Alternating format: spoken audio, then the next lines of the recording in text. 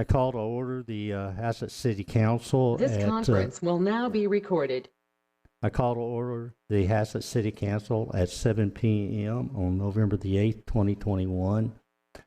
There is a quorum present in the chambers. There is Council Member Clark, Council Member Nahira, and Council Member Morrow, and Mayor Pro Tem Morrow, and the Mayor, Gary Halsey. We do have online Council Member Ricketts and Council Member Robb. Item 2, if you would bow your head with me, and we'll offer the invocation and then the Pledge of Allegiance.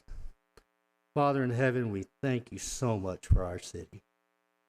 We thank you for the guidance that you give us. We thank you for the many blessings that you've given us, that our city and each and every family and member of the city. We ask for your continued blessings and oversight.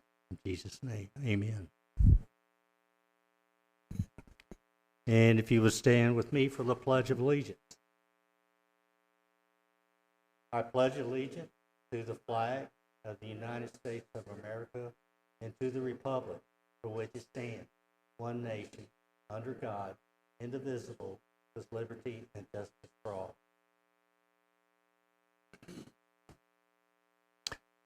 Item number 3, citizen participation and comments. Do we have any? I know we have one, but that be later on item 8A. Is anybody else? Do you have anybody on the screen or anybody in the teleconference world there have anything? We have none in the chamber. All right, we'll go to item 4, community interest. A is Christmas in the Park, Saturday, December the 4th, 3 to 7 p.m. I know that everybody's gearing up for that. We look forward to that. It's always a great time, lots of lights. 4B, item 4B, just a note, this is the 2021 holiday closure, that all city offices and the library will be closed November 25th and 26th. They will also be closed on December 24th, December 27th, and December 31st. And yes, they will be closed December 25th.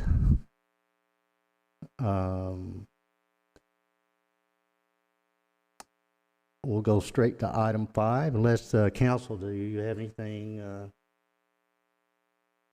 like to announce? Very good. How about Councilman Ricketts, Councilman Robb? Anything you'd like to announce in community interest? We're good. All right, item 5. October administrative reports. Council, do you have any questions?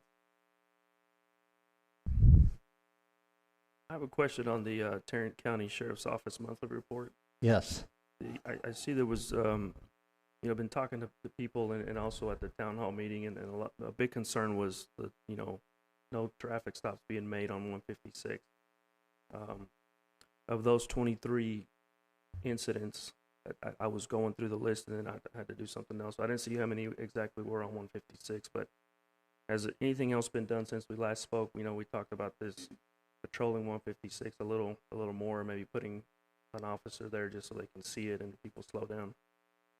Yes, we've had in fact 2 conversations with Chief Canis within the last 3 weeks, and being very explicit, we want to see more patrol on 156.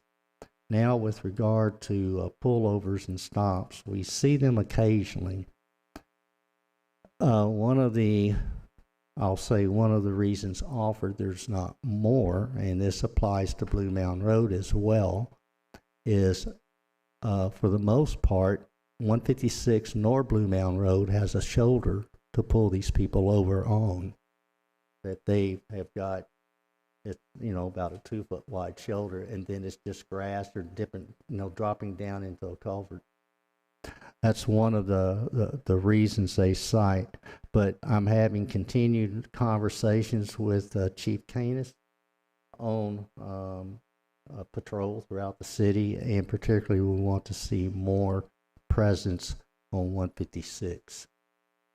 I'm glad you brought that up because I did make a note of that October of 2020 we had, 69 citations, and in October of 2021 we had 11.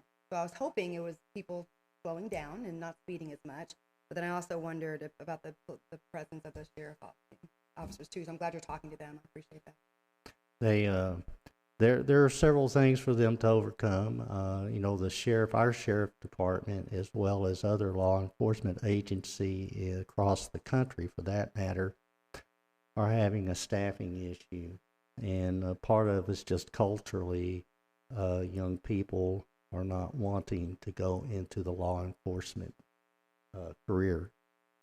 So they're still working hard. They're constantly recruiting. But nonetheless, I'm still expressing our desires. We have a contract, and this is what we like. Any other report, Council? This is Councilmember Rob. That same subject. The city does own a radar sign that we can put out that will indicate to vehicles that pass by what their speed was. I'm not sure how much that helps, but it might help some people's awareness of how fast they're going. I don't know if we'd want to deploy that or not, but it's there. Just thought I'd point that out. I'll note that.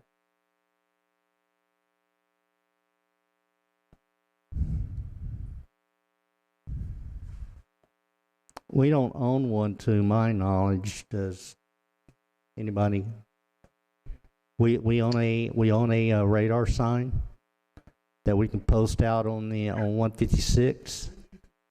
We can post it anywhere. It's on a trailer. I'm sorry, say it again. We can take it pretty much anywhere we need to go. It's on a trailer and run by solar battery and battery backup. Why don't we put that out on 156? Do you got to get permission from TxDOT? Not if we make sure and put it somewhere close to one of our streets to where we're kind of in our right of way, their right of way at the same time.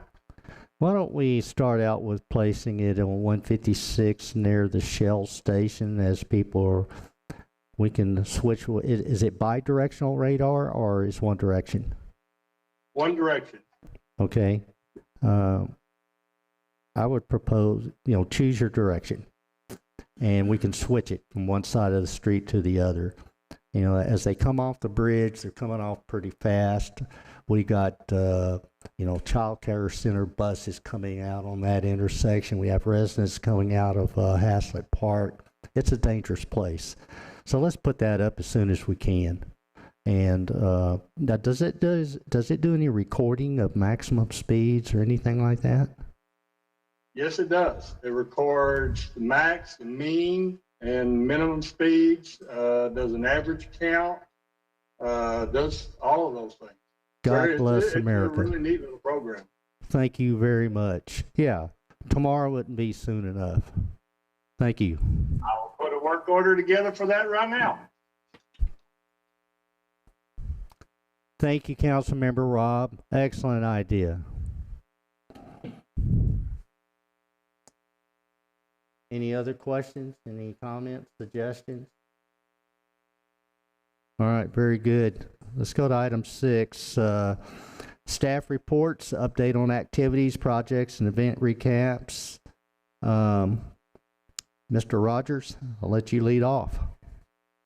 Well, with the community park projects, Mike Anderson over at Belcheth and Associates and I met just a little over a week ago.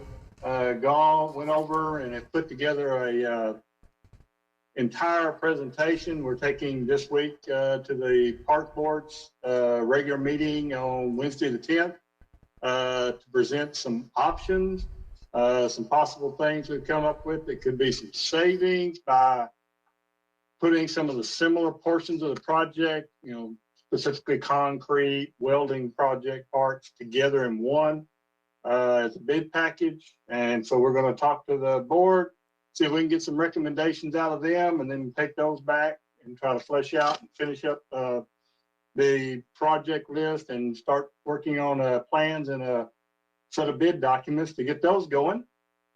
So that's our big goal for this week with the parks. Then with our public works equipment, we've been in contact. We are working out a deal with, looks like probably going to be Zimmer Kubota for the mini excavator.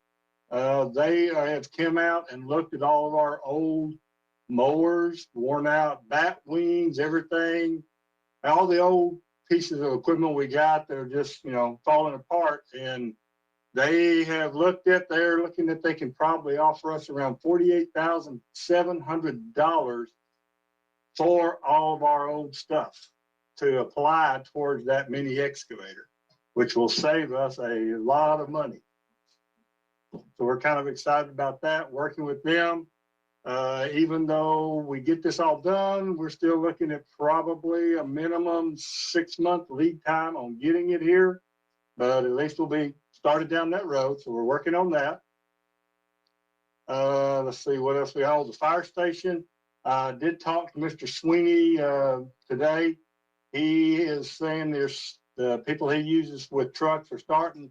Some of them are starting to come loose, and so he hopes to within the next couple of weeks be ready to start moving some of that material. Now we are going to be moving some of that material with Cole Construction for the parking lot there behind the fire station, which they started moving in equipment. If you've been by there, you'll see there's some new machines sitting out there behind the fire station, getting ready to start work on that parking lot this week.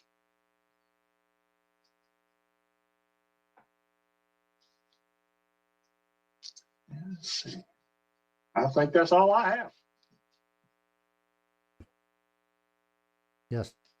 I had a quick question, Mr. Rogers. I was noticing on the new map, if the design changes from what the Parks Board came to City Council, we're going to make a recommendation again to come back to us if they choose to do some of that different design concept?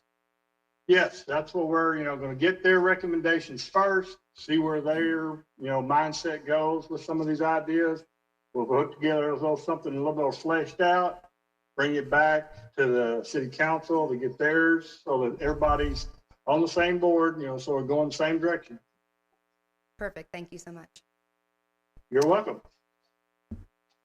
Last item here is town hall meetings, the FM 156 text dot design. As y'all aware, we had 2 town hall meetings, one last Monday night for 2 hours, 6:30 to 8:30, and then again on Saturday from 10 to 5 for a come and go view. And what it was is a view of the actual text dot design for FM 156, and also there was a presentation of a alternate design, and we got many different comments, and I will be assembling a report and bringing you all the results here in the very near future. Probably most likely December 13th is our next council meeting. Is that correct?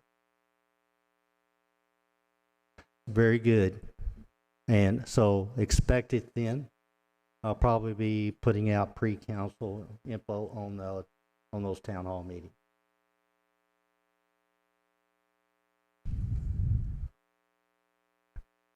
Unless there's any questions, I'll go to 7. Okay, item 7, consent agenda. We have the regular city council meeting minutes for October 18th, 2021. Councilman Rob, I move we approve the consent agenda. Motion is made to approve the consent agenda. Is there a second? I'll second. Councilmember Clark seconds. Do a roll call vote. Mayor Pro Tem Morrow. Aye. Councilmember Ricketts. Aye. Councilmember Robb. Aye. Councilmember Nahara. Aye. Councilmember Clark. Aye. Motion is approved 5-0. Item 8, public hearing, ordinances, resolutions, and action items. 8A, discuss, consider, and act regarding approving a resolution authorizing the casting of the City of Haslet's allocated votes for appointment on the Tarrant Appraisal District Board of Directors. Mr. Gary Lasada, one of our candidates that we wrote in, has applied to speak on this item. And I'd like to go ahead and invite Mr. Lasada up to address the council and our audience.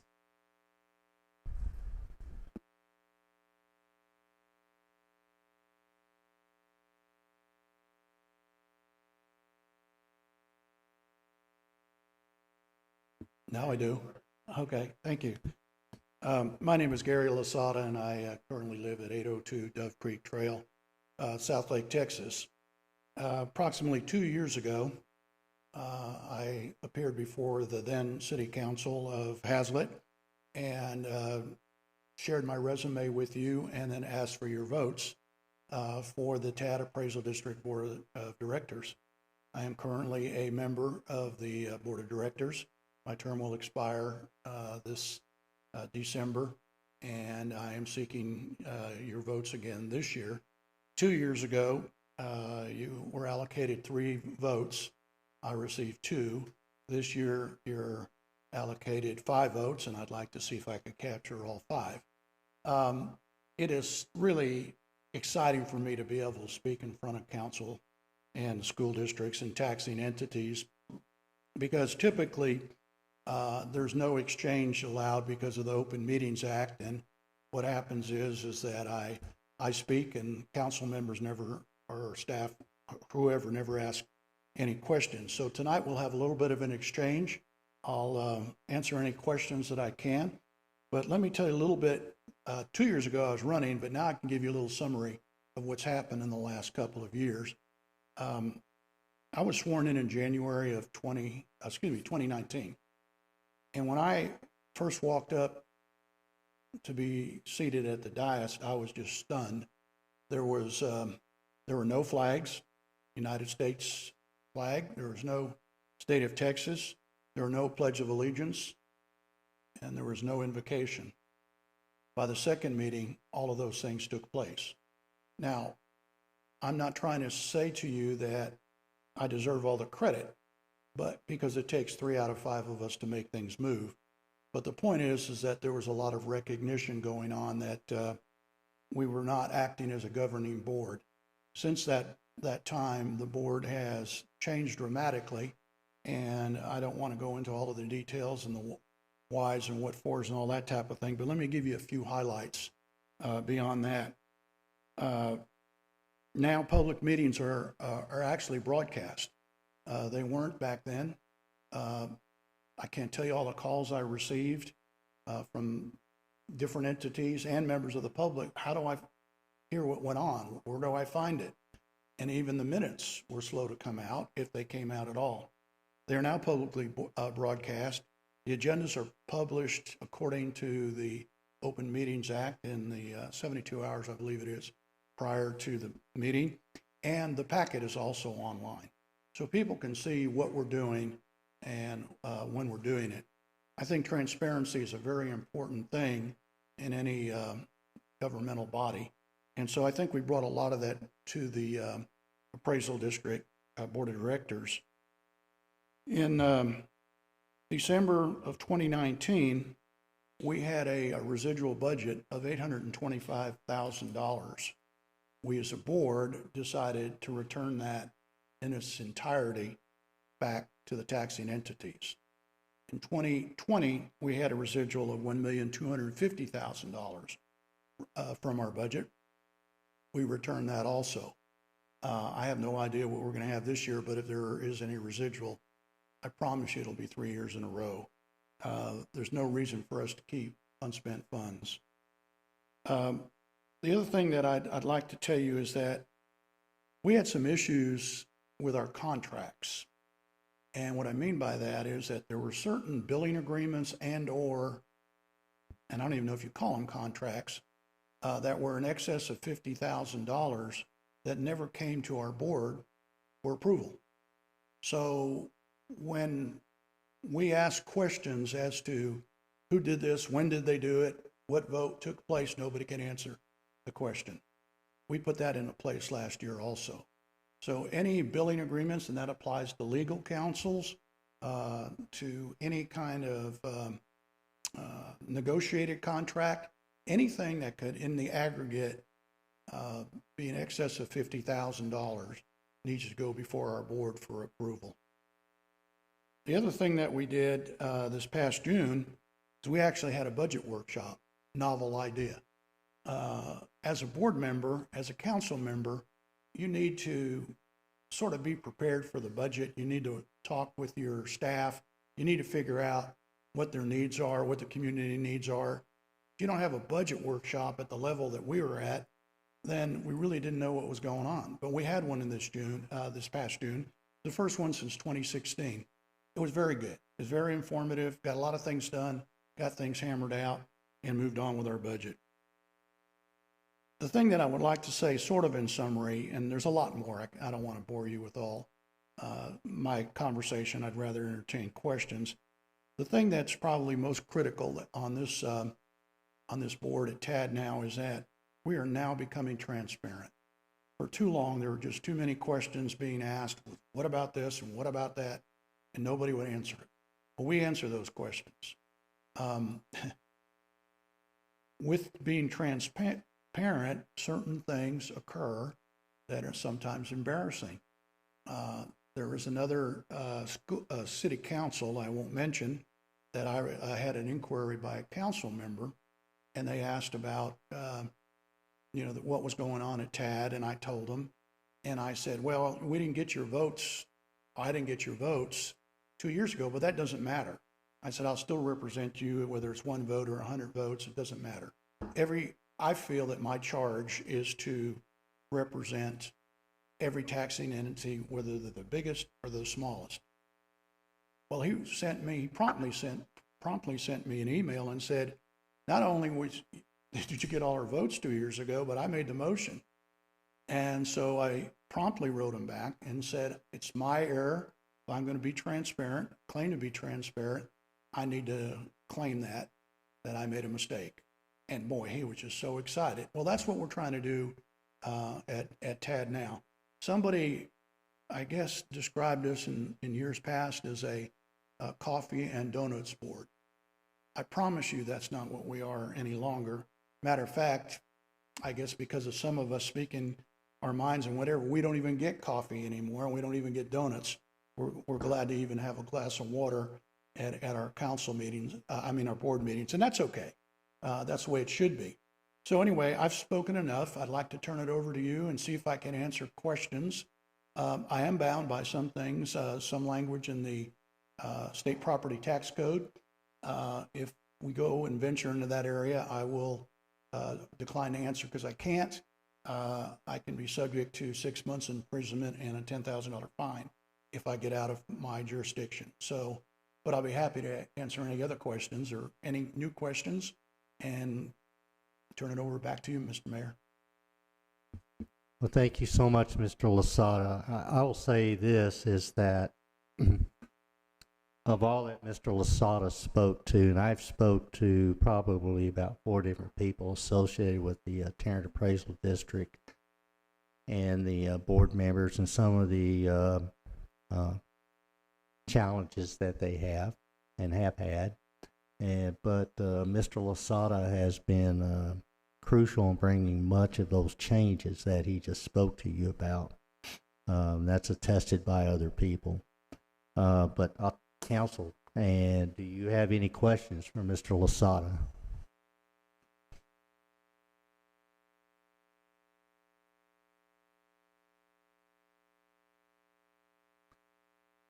So I guess I won't ask you how I can lower the taxes on my house, huh? I'd love to help you, but I can't answer that. Now, I will say this. Prior to becoming a member of the Tarrant Appraisal District Board of Directors, I was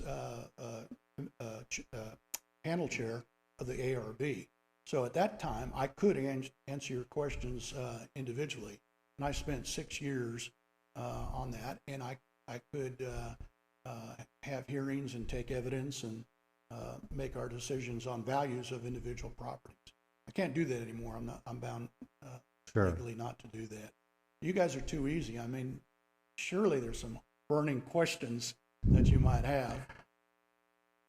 I would have one with regard to, I understand there's some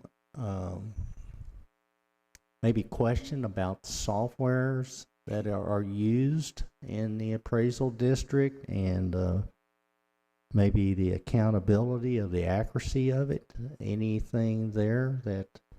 I can respond to that. Coincidentally, when I was on the ARB, one of the panels I chaired was the sort of the guinea pig, if you will, to implement and do a dry run on that software. And I'll just be very direct to you. It was a disaster. I wrote a 2-page memo talking about how it was completely wrong. It made no sense. You added up 2 and 2 and you got 8. I mean, it was just unbelievable. Definitions were not clear, evidence were not clear, and it just went on and on and on and on.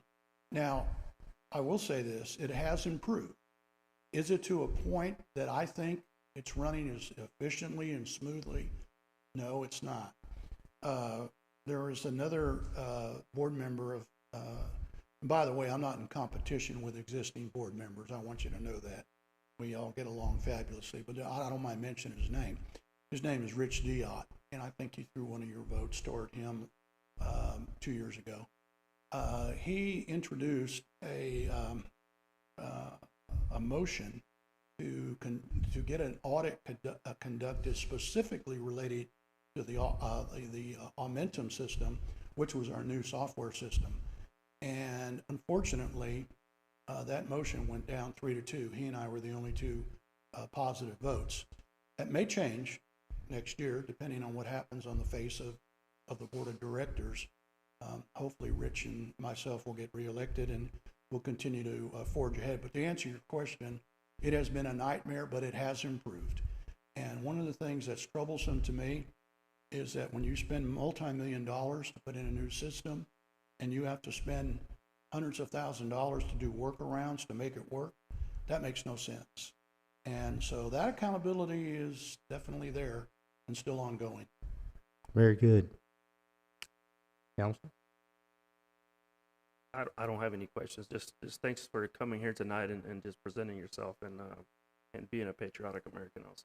Thanks. Well, thank you. And you just don't know how much it warms my heart to be at these meetings. I mean, I really mean that. I don't like to sit in my ivory tower and vote all the time. So I'll sit here and wait. Are you going to vote tonight or? Yes, we are. Okay. Very good.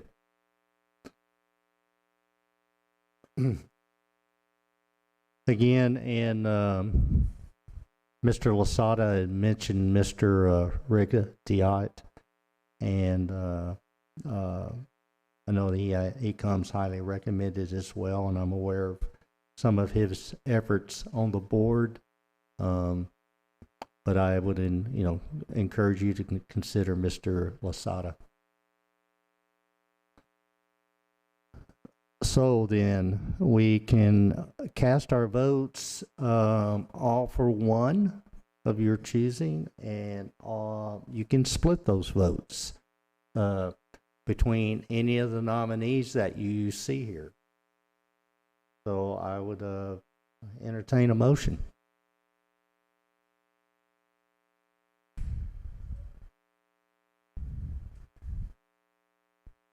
This is council. Go ahead, Councilmember. Councilmember Robb has the floor. Okay, so as I recall, we nominated both Mr. Lasada and Mr. Diott. Correct. So I think since they're both the nominees that appear on this list, I would suggest that we split the votes between them. And however, Mr. Lasada, to me, gets extra credit as 5 votes matter, but let's say it does. for showing up tonight. Really appreciate you coming and talking to us. So I propose we give 4 votes to Mr. Lasada and 1 vote to Mr. Diop. Is that a motion? Are you making that a motion? Yes, that's a motion. Sorry. Okay, motion is made. 4 votes for Mr. Lasada and 1 vote for Mr. Diop. Did I get that correct, Councilmember Rob? Yes. Is there a second? It's Councilmember Nahara. I second that. There is a second. I'll have a roll call vote. Mayor Pro Tem Morrow, Aye. Councilmember Robb, Aye. Councilmember Ricketts, Aye. Councilmember Nahara, Aye. Councilmember Clark. Aye. Motion is passed 5-0. We cast our votes 4 for Mr. Lasada and 1 for Mr. Diop. Congratulations, Mr. Lasada. And thank you for coming. We appreciate your service and for all that you're working towards. Thank you. Item 8B, discuss, consider, and act regarding approval of resolution authorizing the casting of the City of Haslet's allocated vote for appointment on the Denton Appraisal District Board of Directors. We have no nominees here present for any presentation or anyone to speak to this item. And I must apologize, I don't know any of the candidates. Is there anyone on the council that knows any of these candidates?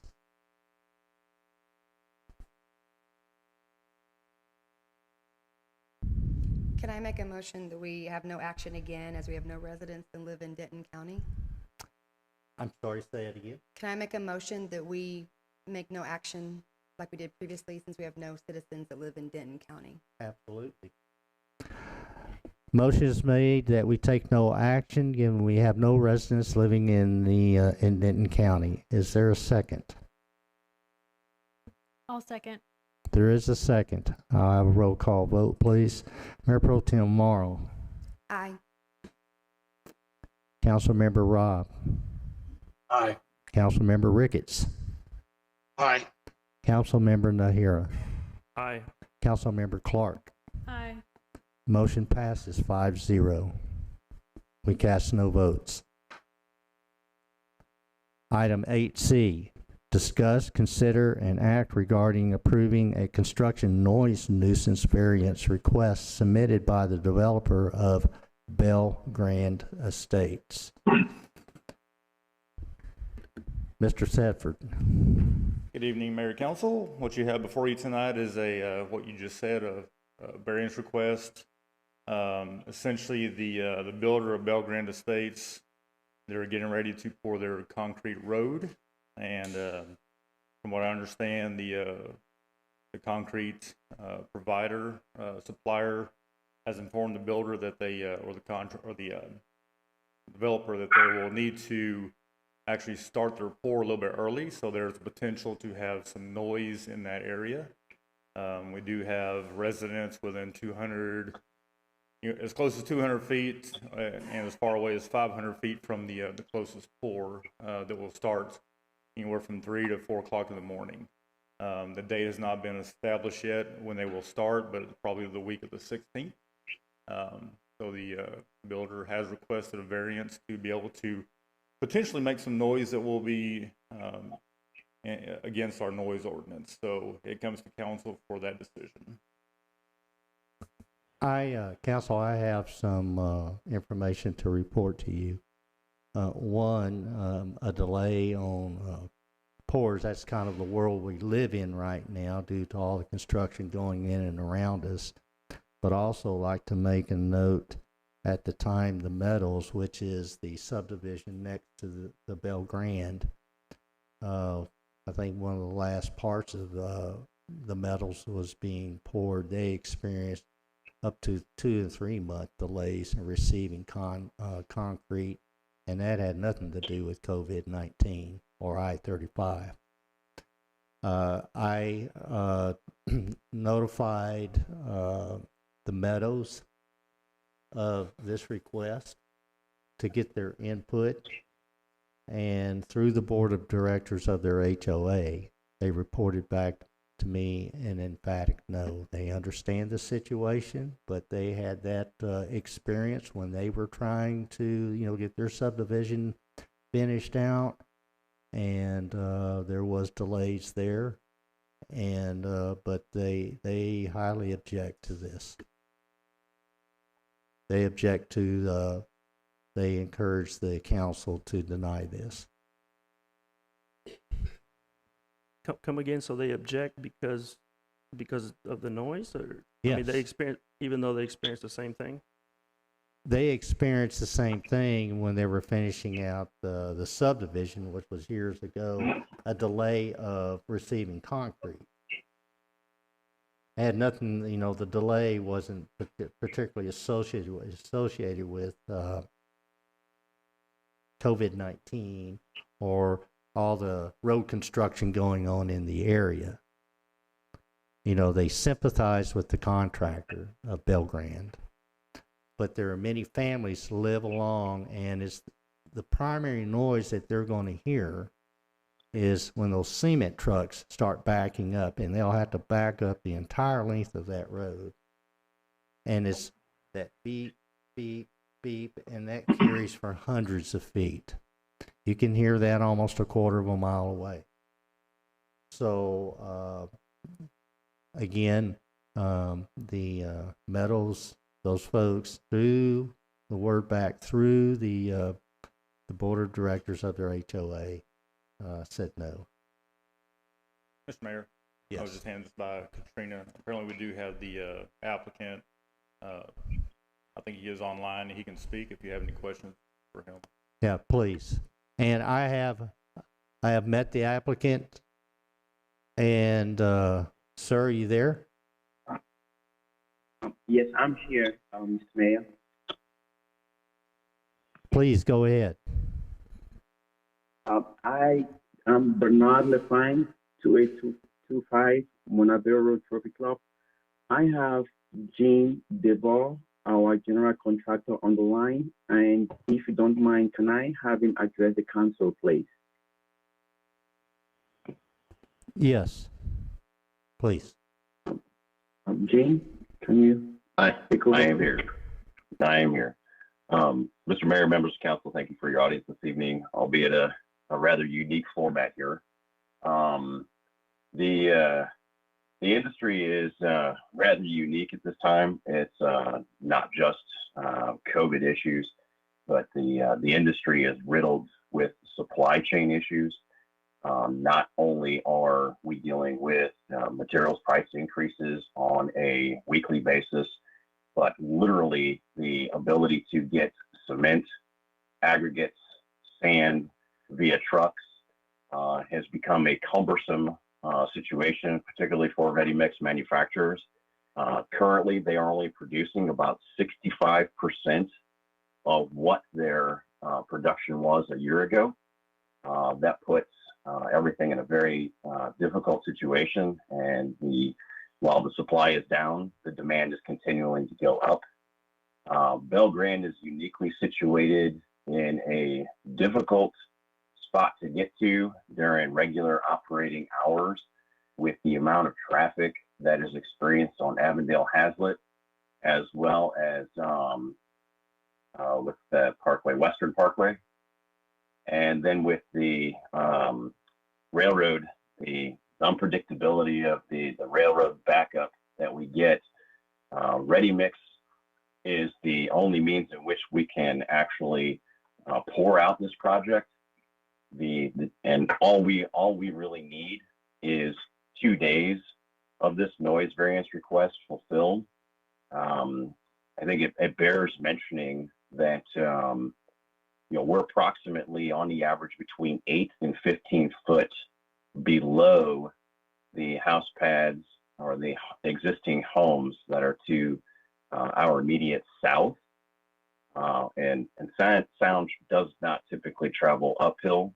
I appreciate that the sentiment or the comment was made that you'll hear the backup indicator for safety purposes.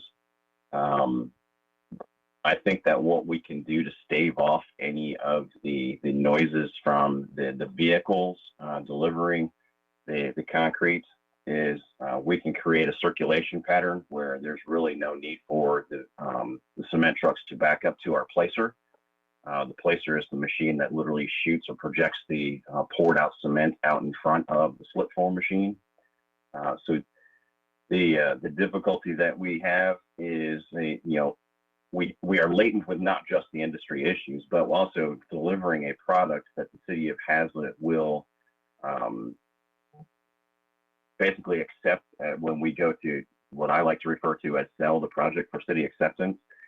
The required spacing for expansion joints is a maximum of 600 feet, and the maximum distance on control joints is 15 foot. The difficulty with operating within the current constraints of the sunrise to sunset ordinance is that we can't assure that we will get continual supply of concrete at a production rate that is allowed for the purposes of meeting the standards as established by your design criteria in the standard construction manual. I'm happy to answer any questions that you may have for me, but that in a nutshell is, basically the issues that face the Bell Grand development. This is Councilmember Ricketts. What was your name? Was Gene? Gene, yes, sir. Yeah, yes, sir.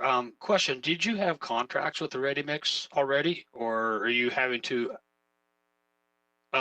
get those contracts on a daily basis? Don't you already have a standing contract? We issue POs. It's not necessarily a contract per se. It's a purchase order. The difficulty though is that the project was pushed back due to delays that were out of our control, both in terms of weather and other site issues, and that becomes a difficult situation, as I believe someone else indicated, the delays due to having to wait on concrete. The demand is so high that TxDOT projects get a priority, volume-based projects get a priority, and again, with only 65% of the standard production rate from a year ago only being available today, that you can imagine that available supply chain goes rather quickly. I guess my concern is the purchase order is a contract. I deal in contracts quite a bit, and do you have no validity on those contracts?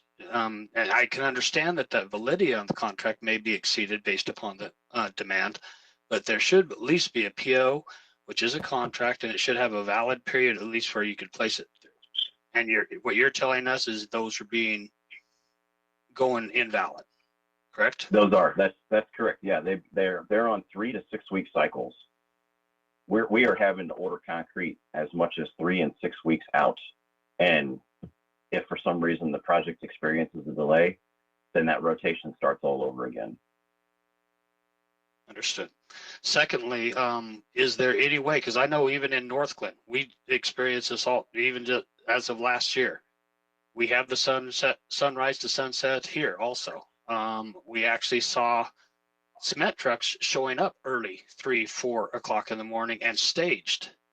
Is there any way that you could stage the cement trucks in the amount that you would need, but then still do the operation within the ordinance?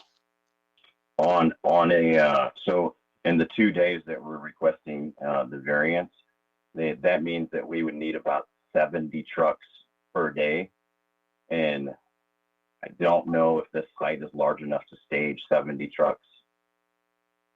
This is a rather small site. The street is only 1,700 lineal feet long. That sounds like a minimization. The urgency is still real due to if we were to do it during operating hours, again, the construction activity that's on 35, the routes to get from 35 to I don't cut Blue in and Mound out. It's Road. probably on my side. I'm sorry. Where I'm happy to repeat where you lost me.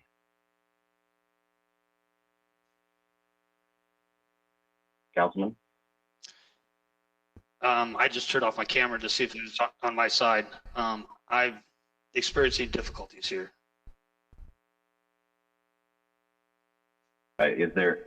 Where did you lose me so I can be glad to repeat that? I lost you from the staging itself, so. Okay, so staging, valid question, but this is a small site in nature. And the terrain is only relatively flat on the north side of the site. And for the 2 days that we are asking for the variance, that requires on a daily basis about 70 cement trucks. And I look from the logistical standpoint, I don't see 70 trucks being lined up and having the space to accommodate that many cement trucks. Okay, understood. I guess my next question on this then would be, I see that, that you're requesting the variance, but I don't see a business case here. I don't see cost. I don't see anything associated with what this is costing you. I know the delay of time is costing you. I know the purchase order is costing you, but there's nothing in this whatsoever that tells us what's any business case that we would actually be able to even entertain. Let me make a comment. I don't know that the business case would enter into this, Councilman Ricketts, is that the request here is a variance to the noise ordinance, and the case there would be the residents in the proximity of that construction being inconvenienced or awoken early in the morning at 3 or 4 o'clock in the morning due to that noise. And that's really the topic.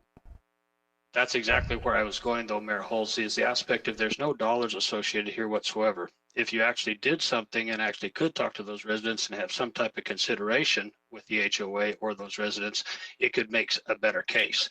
Right now, as a council member, I'm going to be listening to the residents of the city. So again, I don't believe that a case has been made. And if it's okay with everyone else, I would make a motion to deny this variance. Motion is made to deny this variance. Is there a second? I would just like to make a few more comments before we move forward. You can second and still move forward with discussion. In fact, that is the proper way to do that. Then I'll second that. Okay, it's been seconded. Okay, discussion. Just have a few more questions. You said you're only going to need 2 days? That's correct. And do you have those dates already set? Currently, to the other councilman's point, our POs are issued for the 15th and the 16th. Because it would probably be better if you could stage it for the weekend, so it doesn't interfere with a school night. And then also, you said you could do a circular motion where these trucks aren't having to back up. Is that correct? That's correct, yes, sir. And in your opinion, is that the biggest noise concern? I guess Mayor Halsey heard that from some citizens in the meadow, but I don't know. Is it in your opinion, would that be the biggest noise concern? Are you asking me as the contractor, or are you asking the councilman? I'm asking you. I mean, if you're going to go in a circular motion and there's not going to be those beeping noises, then that obviously eliminates a big concern of this issue. Yeah, the only other two machines that would be operating on site would be our placer, which is the equipment that we utilize to push the concrete out in front of our slip form machine, and then the slip form machine itself. Okay. And let's say this is not approved. How long will this delay before you can get this concrete poured? That we're really at the mercy of the ready mix suppliers. And again, it's a matter of whether or not we pour this out in 2 days, or if it takes a matter of 2 to 3 weeks to get small loads of material. So if this doesn't happen, then they would have to work you into their schedule where it's not, outside of the ordinance. Is that correct? That's correct. But also bear in mind, as I mentioned before, I mean, we're also, riddled with the constraints of, having to, deliver a finished product that meets the design manual. We would end up having to create several cold joints and possibly put in redwoods at a shorter distance in panels. And that makes for a more inefficient and less desirable paved surface. That was my question. You said the cold joints, that makes it a subpar type of material. Can you explain that? Yes, ma'am, that's correct. Yeah, the end result, it basically, when you create a cold joint, most municipalities, we are not allowed to do a cold joint. So effectively what that would create for us is we would have to install an expansion joint rather than doing a solid control joint. And effectively you get that bumpity effect as you drive over those redwoods. So if our production rate goes from, say, 600 yards a day down to 100, we're really at the mercy of ready mix then, and you could see expansion joints every 100 foot instead of every 600 foot, according to the current design manual. So yes, you do get a subpar end result. And ultimately, if nothing is found after the 2-year maintenance period, if any deficiencies that are found, the city accepts the street as a public street.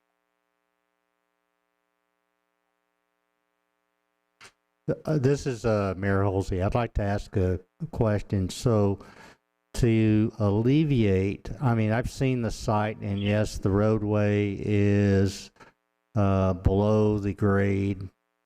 It's like considerably, maybe 2 feet. It's 8 to 15 foot below grade. Starts out at Blue Mound, where the proposed street intersection is, at approximately 8 foot when we hit the first lot, and then by the time we make it down to the cul-de-sac, we're at about 15 to 16 foot below grade. And that's the grade that the neighboring subdivision is at? You're talking about you're 15 feet below that grade? That's correct, yes, sir. All right. And so with regard to you mentioned 2 other pieces of equipment besides the cement trucks, the delivery trucks, and the caution annunciators they have on it. So you would do a circulation pattern to virtually eliminate any backing up, to eliminate that annunciation. So that's correct. Between the annunciator on the truck and you running those other pieces of equipment, what is the loudest piece of equipment? Because that's what I almost always associate with the noise of a concrete pour. Yeah, the backup indicators on the cement trucks is going to be the loudest component to the operation. Now, are you saying you got a plan that you could eliminate it or minimize it? I'm not going to lie to the council and to the general public and say that I could eliminate it. We will minimize it. I think that the only time that we might actually sound would be when the trucks maneuver to get to a washout pit to capture all of the slake and slurry when they wash out these cement barrels from the cement mixers. Understood. Well, that's all I had. Just one other point to consider. I think if you do these pours really early in the morning, and it alleviates some of the traffic, because I know you have to line these trucks up. One last question: how many trucks would you have at a time lined up to do these pours? We probably have somewhere in the neighborhood of about 10 at a minimum, but I think we can maximize that somewhere to closer to 20. Here's the difficulty: is that for each truck, we only have about 80 minutes to pour out of the mixer once it arrives.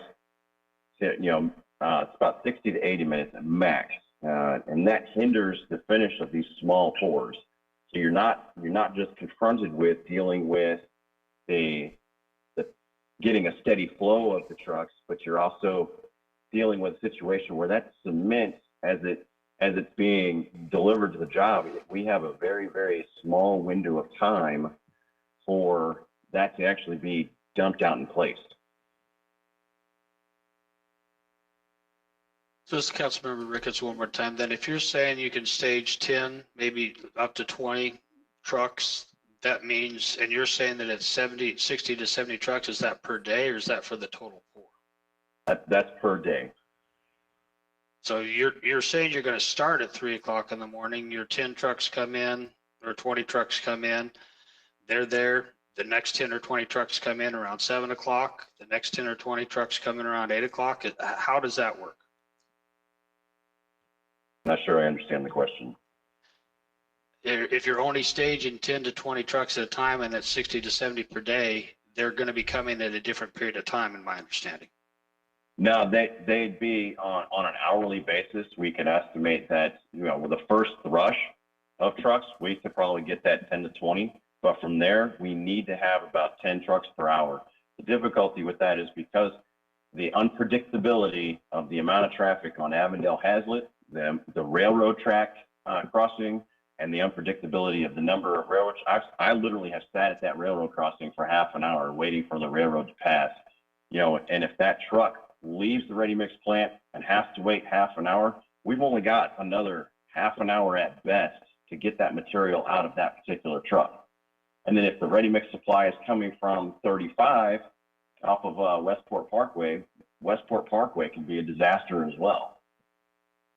So the traffic flow to this particular site is miserable. I don't think anyone's arguing that with you. So, I think what we're looking at is the aspect of, I'm looking at the risks now. If you're starting at 3 o'clock in the morning and you have 10, 20 trucks, then you go 4 o'clock, 10, 20 trucks, you're still working your way into that rush, that time that it's even more difficult to get trucks there. And so you're actually even putting more risk, I think, at that tail end of the pour. I'm not getting trucks there because of so much traffic that you're going to start seeing starting around 6:30 in the morning. Well, so that, the amount of material that we can get where there's no traffic, there's less concrete trucks on the road and being impeded by all of the rush hour traffic. So the early morning pours allows us to get past that situation where we would have to deal with that kind of traffic. But by the end of each day, we'll probably be wrapped up no later than 1 o'clock, 2 o'clock, somewhere in there. And that means that we're actually, concrete trucks probably aren't even on the job anymore, and crews are on site doing the saw cutting for the green cut of the concrete for the expansion joint, or for the control joints rather. So what prevents you from not starting till after 8:30 and going until 4 o'clock in the afternoon prior to the next, or 3 o'clock prior to the next rush hour? Well, again, that's the same situation where, that even despite rush hour, it's not a matter of the rush hour itself. It's a matter of the perpetual amount of traffic and the unpredictability of when the trains pass through. And again, if, as soon as that ready mix truck leaves the plant, it only has about 60 to 80 minutes max. So if it gets held up by a train, then if it's a half an hour and it took 20 minutes to get from the plant to the railroad track, it's already sitting in the tank for 50 minutes. So what I'm hearing, evidently, besides availability of the concrete, it is the transport of the concrete from the plant to the site, and the issue is traffic and the train. And at 3 o'clock in the morning or 4 o'clock in the morning, which I'll attest to, it is minimal compared to what it's going to be for the remainder of the day. So that's what I'm hearing. I concur. That is exactly what my sentiments are.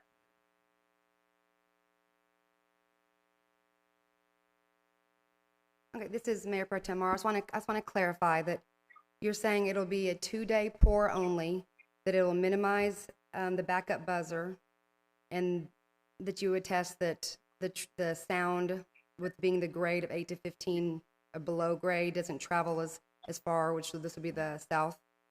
So those are the things that you're saying are going to help the residents who will have some inconvenience these 2 days with the pour. Is that correct? Did I miss anything? Yes, ma'am. No, ma'am, that is correct. Okay, thank you.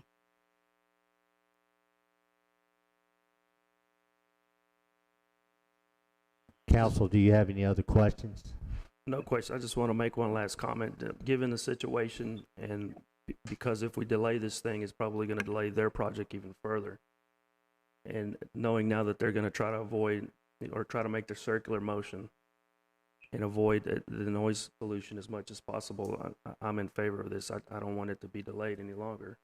And I know the situation, not just only with cement, but with all products. If you don't get it now, you don't know when you're going to be able to, have availability for it. That, to inconvenience, I live in the meadow and I have kids, so I may be inconvenienced myself, but I also understand the business point of it, and that there's timelines. And if you have something, especially materials that you can get now, instead of delaying them, I'm in favor of this. Very good. We have a motion on the floor to deny this. We can go ahead and call for the vote, and depending on that vote, we can entertain another motion. All right, so we have a motion on the floor. I'll call for the vote. I'll do a roll call vote. The motion is to deny the request at present. Okay, Mayor Pro Tem Morrow. Nay. Councilmember Robb. Nay. Councilmember Ricketts. I'm still going to have to say aye with the constituents. Councilmember Nahira. Nay. Councilmember Clark. Nay. Okay. The motion to deny has failed. Is there another motion? Mayor Halsey, Yes. I make a motion to approve authorizing the city of Haslet to allow this ordinance. The motion has been made to grant this variance request. Is that what we're saying? Correct. Okay. Motion is made to grant this variance request. Is there a second? I'll second. It is seconded. I'll have a roll call vote, please. Well, before we vote, I just want to make one point. I was hoping Yes. that this was on my notes, to notify the meadow so they do know the dates and the times. And apologize for any inconvenience, but make sure they're aware of when they're going to be doing the pour. By mail?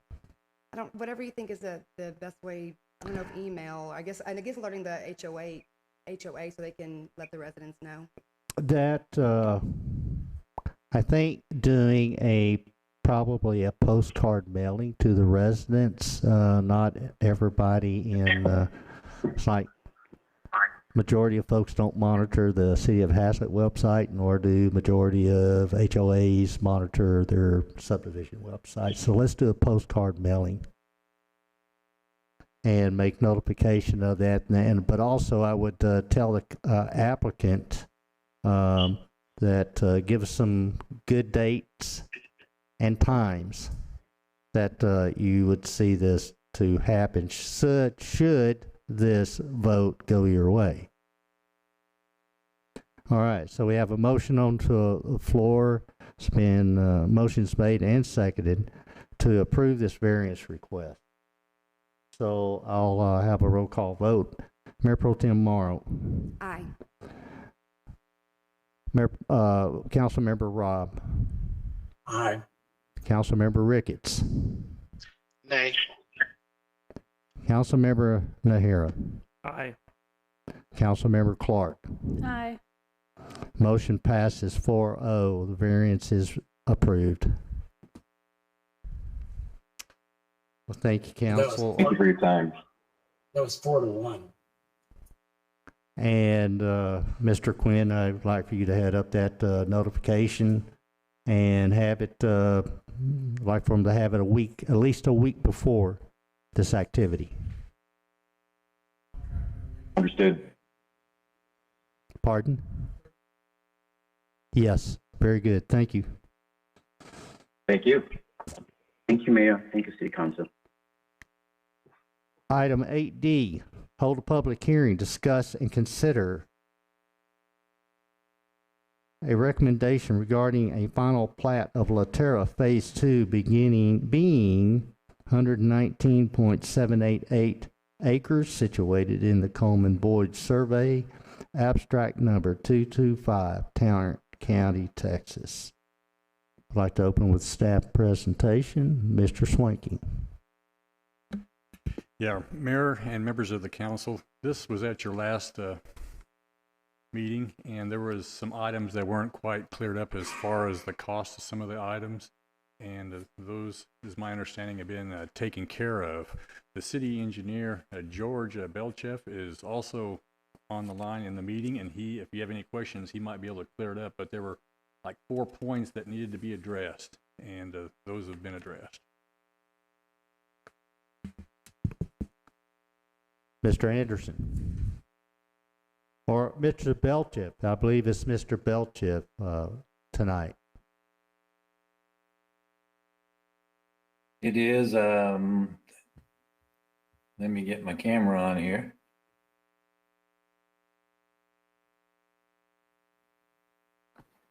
Good evening. Good evening. I think Mr. Swanky summed it up. The items that were in question were essentially some participation in clarifying some descriptions that were in their development agreement. That's been resolved, and essentially that's the resolution of participation in the South Pump Station improvements. And generally that was it. There was some other another discussion item about the offsite trail. There's been no change in how their participation will occur. They did have one minor issue on the plat itself, and that was to note the recording of any offsite easement that's necessary to support the plat prior to actually filing the plat, as well as the final acceptance of the elevated storage tank, which I believe is now scheduled for sometime in December. So other than that, we recommend approval with those conditions. I would like to make some comment to this and acknowledge Mr. Alberton's participation in finding a solution to this. He and I engaged in conversation last week and do some, and the, I'll say, work of Mr. Mike Anderson in calculations more accurately determine what that participation level is which is $487,518 was their calculated participation level by our engineers. That I called Mr. Albert and said we could discuss this, and the Laterra group came back and is agreeable to that. And also with regard to the trails, in the original document, I think before what we were seeking is, provide, $200,000 to the city and we'll build it one day. But I think it is a fair and equitable approach is that we abide by the original agreement. And that states, if the city acquires an easement along the property commonly referred to as the Nance property in the general location shown in Exhibit F1, which you don't have, but it's the trail. You're looking at that orange trail there. The owner shall construct a 6-foot wide trail connection and such easement and connect the trail on the property to the Haslet Community Park.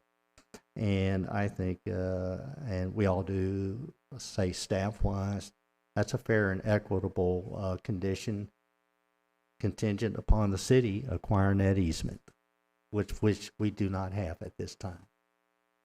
So I would recommend approval as well. Council, any questions? So if we approve this, they're going to build this trail that connects Haslet Park. Is that correct? They will build it if and when we acquire the easement. We have to acquire the easement, but we do not have that easement.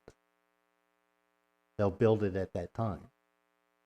So we acquire the easement, then their agreement kicks in to build. They're obligated to build it at that time.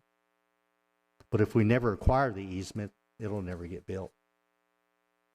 And we have a lot of project work going through there. Who knows what that'll look like? Who knows what that trail would look like? We got roads coming through there, improvements by the city, by Haslet, Texas, and then, Fort Worth will pick up on the other end of it.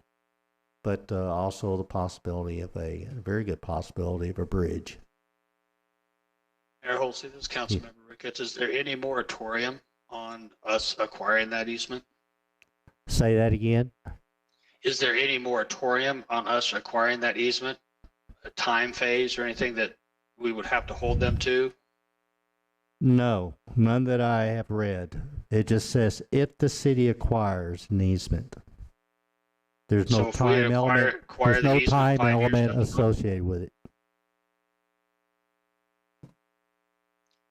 So if we acquire the easement 5 years down the road, even after they've done construction, they're required to come back to build this?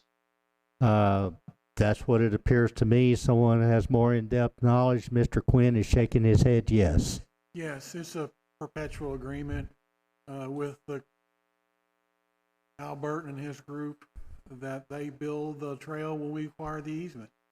There's no definite time frame. It's just when we acquire the easement, they build it, and they're going to be required to build the trail. I got a question. Was there any discussion on costs? Let's say it's 15 years down the road and the cost has doubled or tripled to do this. Are they going to be okay with that?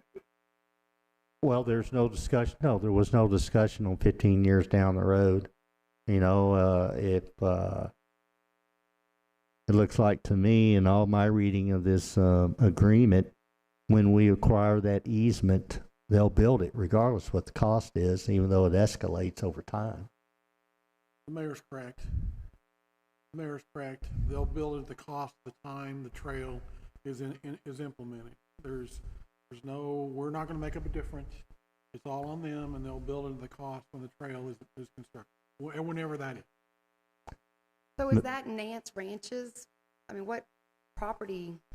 I'm a little turned around. That's farther west and north? That's part of Nance Ranch. It is, okay. Yes. Thank you.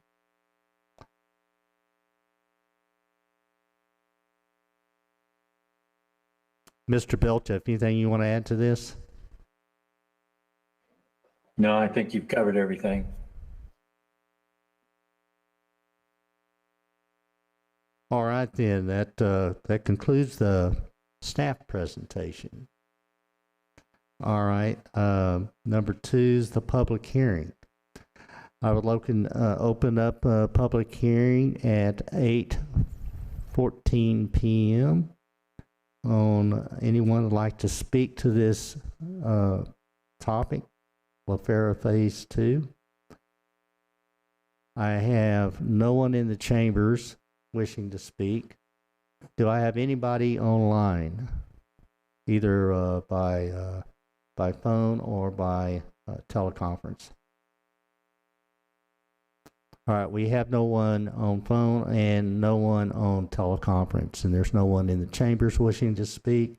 I'll close the public hearing. Item 3, discussion. Council.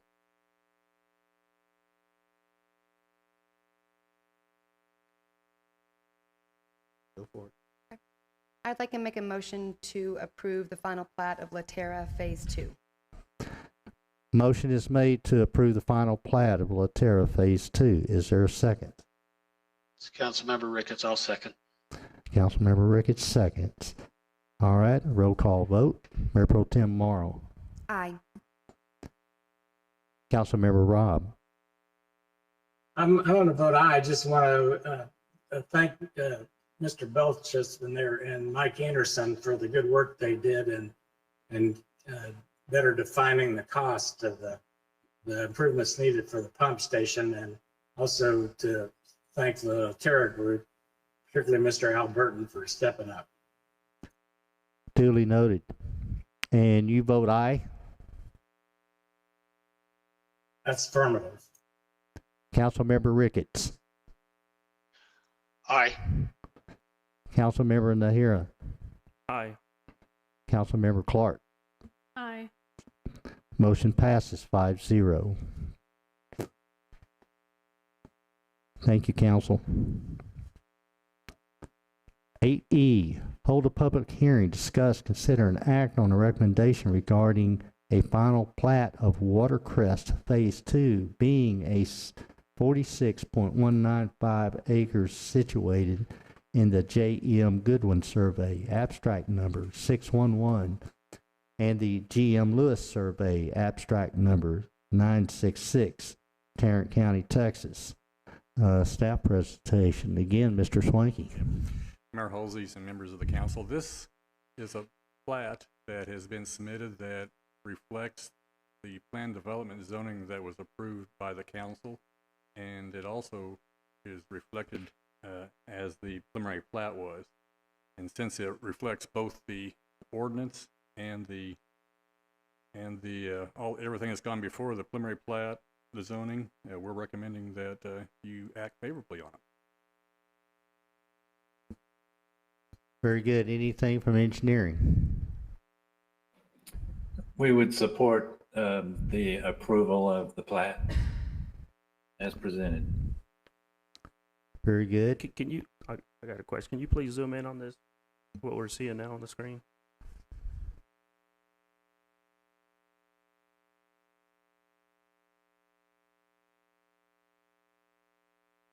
Just trying to see what the size of the lots are.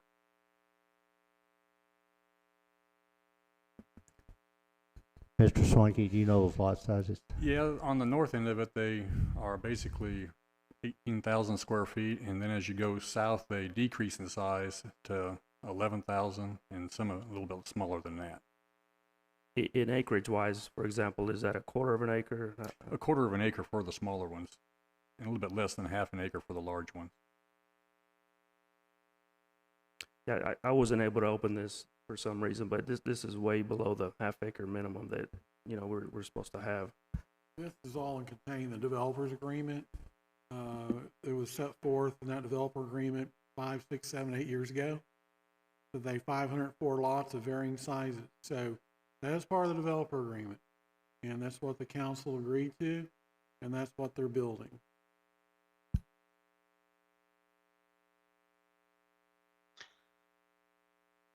I guess this is Councilmember Ricketts, also Mr. Quinn. Sort of the same track that Councilmember Nahara was on. I'm looking at this, and it says the final plat analysis, and it's approved upon based upon our comprehensive plan, and also what's prior been approved under the preliminary plat. My question goes, and I don't know if it's just because we're only seeing a portion of it or not, but this basically says 134 single-family lots on 46 acres. Even if we use the comprehensive plan gross up density provision, 46 acres would only allow 92 homes. And so I guess I'm just concerned. I know this is way before what we've approved from the preliminary, but that doesn't even go, it's basically not agreeing to the comprehensive plan, although this letter is saying it agrees to the comprehensive plan. Oh, I'm sorry. I thought you were talking about Lethera. No, Watercrest is a PD that was approved by the city council and submitted by the developer regarding the lot size. I think it's 270 lots. Okay, I'm sorry. Just a note, just for information, the comprehensive plan is an overall guide. The zoning ordinance is the law. So when the council passes a plan development, it can vary from the comprehensive plan. And if you do that, if this board does that through a plan development and it's voted to the affirmative, you can change the lot sizes. And evidently that's what happened back when this zoning case was done. Even though if the comprehensive plan says everything has to be 20,000 square feet and there's a density caveat, it doesn't matter. It's the ordinance, the zoning ordinance, what's approved. So the council can vary those ordinances as they come forward. So what we're approving here is to proceed to go forward. Can you also change it back to half-acre lots or a little bit closer to half-acre lots? I mean, this is less than a quarter acre on some of these lots. Is that correct? It's, on this particular one, the horse is out of the gate. And there's an ordinance that's been approved, a preliminary plat's been approved, and this is in accordance with it. It would be very hard to change it at this point, virtually impossible. With regard to a final plat, state law, statute states that you cannot deny a final plat if it meets after the preliminary plat's been approved and all the comments are made, and if those comments, just those comments, are corrected to the satisfaction of the city, that you cannot disapprove the final plat. So that's, you may have heard it before, the urgency and the time to catch anything is in our preliminary plat phase. So having been reviewed by engineering, is that a thumbs up, Mr. Belchev? As well as our city planner, that they meet all those requirements. That would be correct. Yes. And really, I'd like to step one step further. It's not at the preliminary plat where you catch these things. It's at the zoning. That's when you establish how they develop the plats. They develop the plats in accordance with the zoning. If the zoning is not in place, if the zoning was R2, 20,000 square feet, then you wouldn't see this. But that's not the zoning of the property.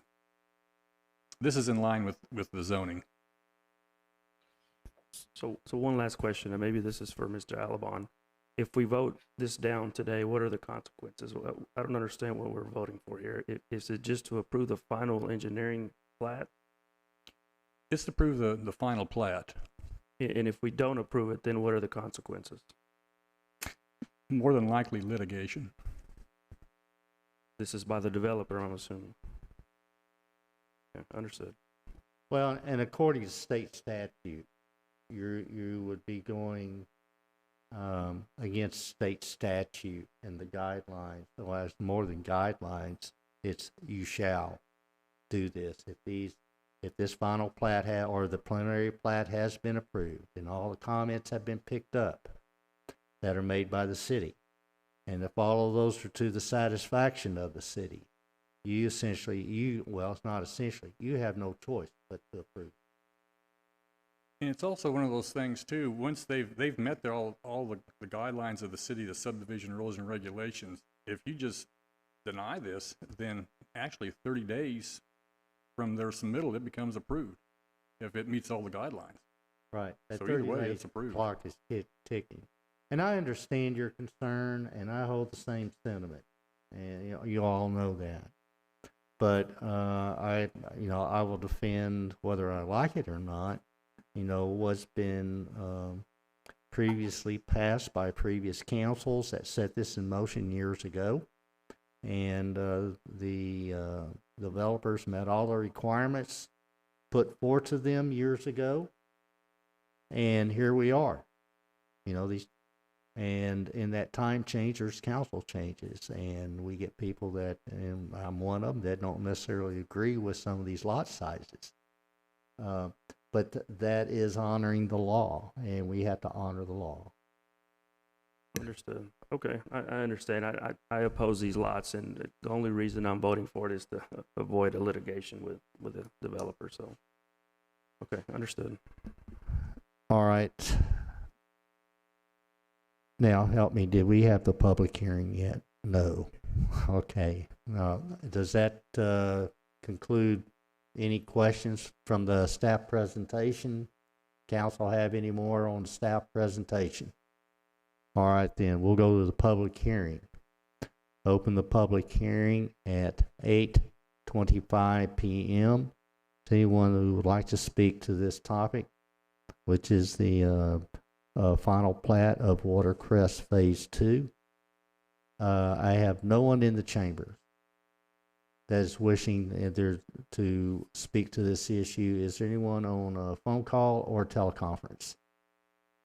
There's no one on phone call or teleconference either. So I will close the public hearing. Item 3 is discussion. Council? I guess my only question is, does Watercrest still anticipate 279 single-family homes, to your knowledge? This is the second phase. You know, the first phase had a certain amount of lots, and this is just to finish up the total amount. Thank you. Any other discussion items? If not, we'll go to item 4, with consideration and action. All right, item 4, consideration and action.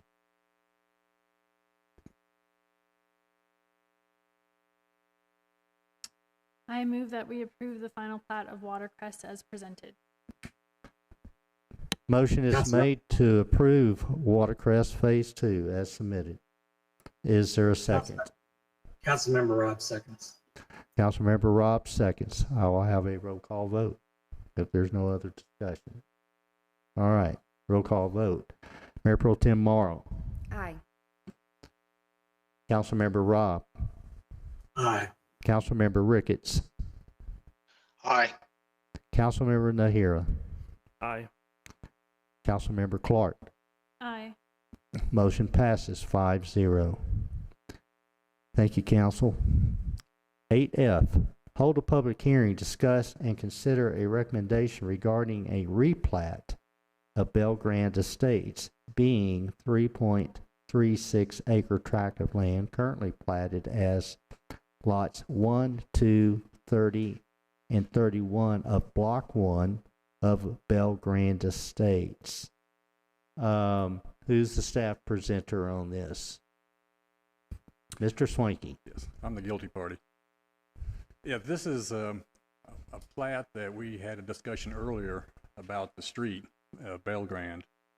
But there was a zoning case at your last meeting where it was changed from, there was a portion of the property that was originally neighborhood commercial and some R2, and they went ahead and just made sure in that zoning case to cover all of it and take the NC out, so there's no more commercial on it.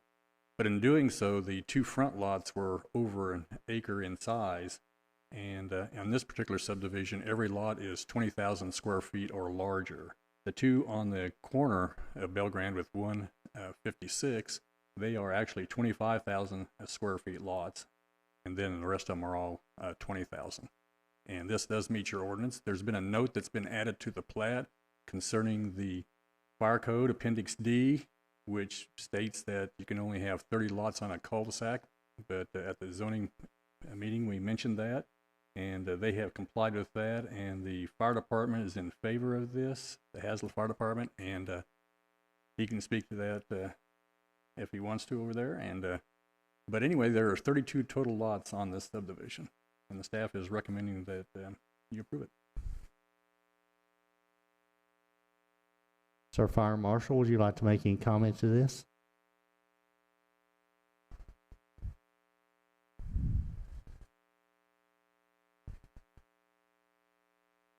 So, as talking with the fire chief and DRC, we discussed having those front two lots, if they were to exit out onto 156, that would create a lot of congestion. Multiple driveways right in a row on a very busy road. So it actually makes more sense to allow them to go over the 30 lots and come in on the actual Belgrande itself to prevent some traffic issues. Very good. Council, any questions? It's to you. In conversation with Mr. LaFang, who is the owner developer of this, I think they made a good move to eliminate that neighborhood commercial and make this all residential. It does clean up some issues with regard to traffic and concerns that everybody had about that, but I would recommend your approval on it.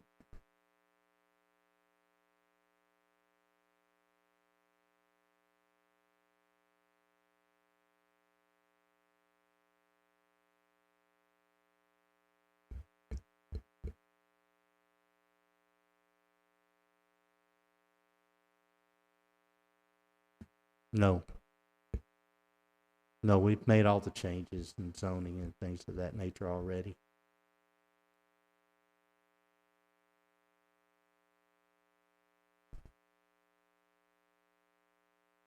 Oh, excuse me. Our line item does state, hold a public hearing. We just don't have it listed under here. We will have a public hearing. Thank you very much. Thank you. I think there's a sheriff out there with some handcuffs that took me off the jail. Okay, so we've had our staff presentation. We're going to have a public hearing.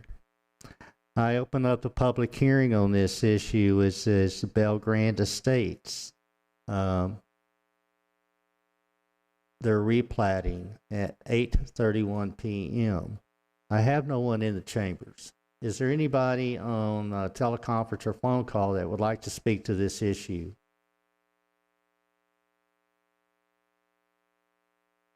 All right, I have no one on teleconference or phone call that would like to speak to this issue. I will close the public hearing. Okay, we've had the staff presentation, public hearing. We'll go to discussion. I'd like to make a motion to approve the replat of Bell Grand Estates as presented. Motion is made to approve the replat of Bell Grand Estates as submitted. Is there a second? I second that. Councilmember Ricketts, I'll second. Councilmember Nahira was first on that. He is recorded as being the second. I'll have a roll call vote if there's not any discussion. All right. Mayor Pro Tem Morrow. Aye. Councilmember Robb. Aye. Councilmember Ricketts. Aye. Councilmember Nahira. Aye. Councilmember Clark. Aye. Motion passes 5-0. Thank you, Council. Item 8G, hold a public hearing, discuss, consider, and act regarding approval of Ordinance 014-2021, amending Section 10.03.040F of Article 10.3, impact fees of the Haslet City Code relating to the fire flow meter requirement in the city's extraterritorial jurisdiction. And our staff presenter on that is Mr. Rogers here. Are you online? Yes, can you hear me? Yes. Ah, there it is. Well, now I can actually see myself. Let me get over here where I'm supposed to be. So tell us what this is and why we need it. What this is, and the Planning and Zoning Commission has already heard this.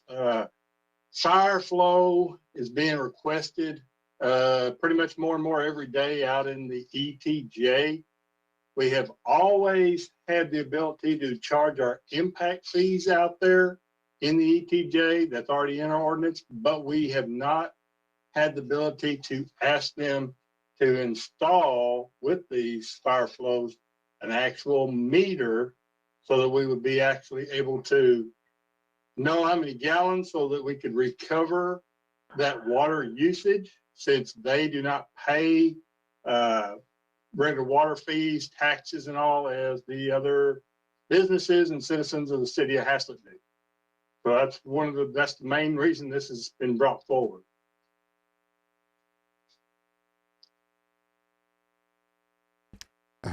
Council, you have any questions with regarding to the subject here? It's the installation of it's a requirement for a fire flow meter if you use our fire water and you're in the ETJ.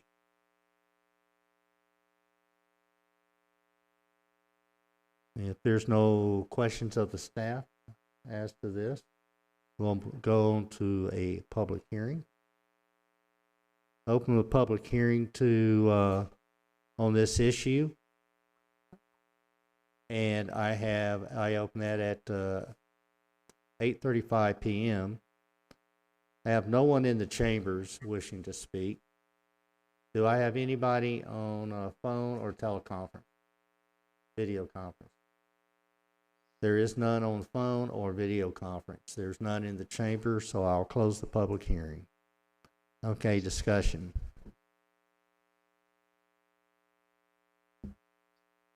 Council, I do recommend that you approve this. It's the only way we can recover any water usage on these big fire lines for folks that are in the ETJ. And it's a good thing.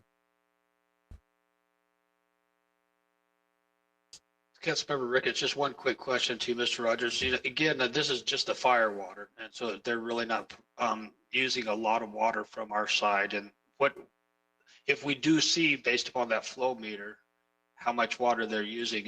What's the example of when we would actually have to approach them about the ETJ issue? The biggest difference is here is in any fire event, there's of course fire flow. The big deal is here is if we have in the ETJ someone who has fire hydrants that are personal, their own private fire hydrants on their property without it being metered, such as the ones on a warehouse like Amazon that's within our city, we have no way of knowing what they're doing. If somebody decides to go out there and open it up to clean the parking lot, whatever, we have no way of recapturing that cost. Amazon does that. They pay us taxes, so that's kind of how we've always dealt with fire water. They're taxpayers. That's just kind of one of the services you get for being a citizen and a property owner within the city. When you're out in the ETJ, we're not getting anything else from you other than that impact fee that you're giving us for the system, and then some way to recoup the water that the citizens of Haslet bought from the city of Fort Worth, and treated, stored in tanks, and then turned around and put out into the system for your use in case of a fire, or as I say, happen with a lot of fire hydrants on private property. They generally get used for washdowns and other issues more often than they ever do fire.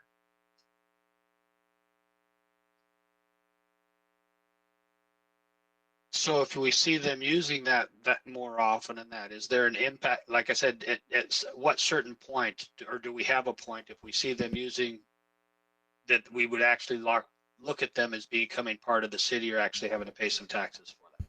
Or is there any? Is there? Mr. Rogers, let me attempt to answer this. Mr. Ricketts, Councilman Ricketts, is if they see usage, what happens is they get billed. That's what happens. That's the whole point of the meter. If you use any water, you're going to get billed for it. Now, they happen to have a higher rate than if you're annexed. A higher rate than citizens do.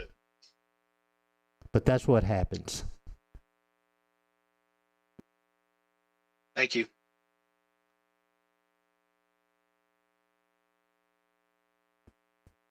Council, any other questions? Then we go to consideration and action.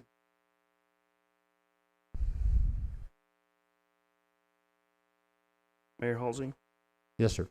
I'll make a motion to approve ordinance 014-2021, amending section 10.03.04 of Article 10.3 impact fees as presented. Motion is made to approve ordinance 014-2021. Is there a second? Councilmember Ricketts, I'll second. Councilmember Ricketts, I'm sorry, did you second that? I did second, yes. Okay, very good. Thank you. All right, there's a motion made and seconded. I'll have a roll call vote if we're through with discussion. All right. Mayor Pro Tem Morrow. Aye. Councilmember Robb. Aye. Councilmember Ricketts. Aye. Councilmember Nahira. Aye. Councilmember Clark. Aye. Motion passes 5-0. Thank you, Council. 8H, discuss, consider, and act regarding approving an ordinance amending Appendix A fee schedule of the City of Haslet Code of Ordinances, amending Section 8.200 Fort Worth water impact fees. I believe that is to you again, Mr. Rogers. Yes, sir. Thank you. Yes, under our uniform wholesale water contract with the city of Fort Worth, in accordance with Article 16 of that contract, the city of Haslet, we are required to collect impact fees for them and pass those on to them. And it also asks that every time they do a upgrade or amendment to their fee schedule, that we also amend our fee schedule to collect those same fees that we will be passing on to them. And that's what this ordinance amendment does to the fee schedule, is just to update, bring our numbers up now to what we will be matching for them for the next, I believe it's 2 years. Very good. This is an annual thing, isn't it not? Every couple of years we have to do this. It's just part of our contract agreement with them. Very good. Any questions of Mr. Rogers?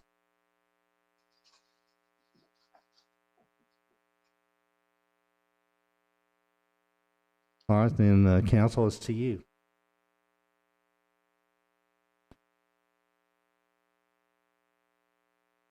This is Mayor Pro Tem Morrow. I make a motion to approve amending Appendix A, fee schedule of the City of Haslet Code of Ordinances. Motion is made to approve Appendix A, fee schedule of the City of Haslet Code of Ordinances. Is there a second? I'll second. Councilmember Clark seconds. If there's no further discussion, I have a roll call vote. Mayor Pro Tem Morrow. Aye. Councilmember Robb.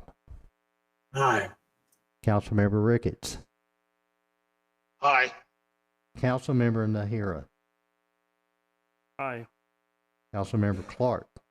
Aye. Motion passes 5-0. Thank you, council. 8I, discuss, consider, and act regarding authorizing the mayor to execute change order number 1 with Cole Construction Incorporated, increasing the contract amount for the Haslet Fire Station parking lot expansion project to an amount not to exceed $122,018.25. I know that multiple of you, Mr. Rogers, would you like to take this one? Sure. Along with engineers from Belchip and Associates, myself and Mike Anderson especially, but also Roman Bodsoff have worked on with the contractor on this project, taking some of the feedback we received from y'all at the September 20th City Council meeting, and have worked with these guys and worked out a way for them to do this project, carry it forward. It is enlarging the parking area, as you can see there in the red. They're behind the fire station, so that we get out of that issue of the drainage. We don't have to fight that. We don't have to deal with that. So we're moving to the back, get a little larger parking area out of it. We do have to extend a longer sidewalk, of course, to meet ADA requirements and all, making the ramps and all for that, some fence work and all. But in meeting with Cole Construction and working through all the little pieces and changes that would need to make this all fit together and still stay within their contract and not exceed that 25% that we're allowed to go up on a project, they have worked around. So we're extending and increasing their original $98,686 contract by $23,323.25, bringing us up to available fire fund of, it'll be $122,018.25 to do this project, and will get us a 3-inch asphalt concrete or asphalt over treated subbase using some of that stockpile that we have which they will use to level water and compact behind here. And then the concrete sidewalk going from the ADA required handicap parking spaces up and over and up to the sidewalk that already exists there on the north side of the fire station to their north entry door.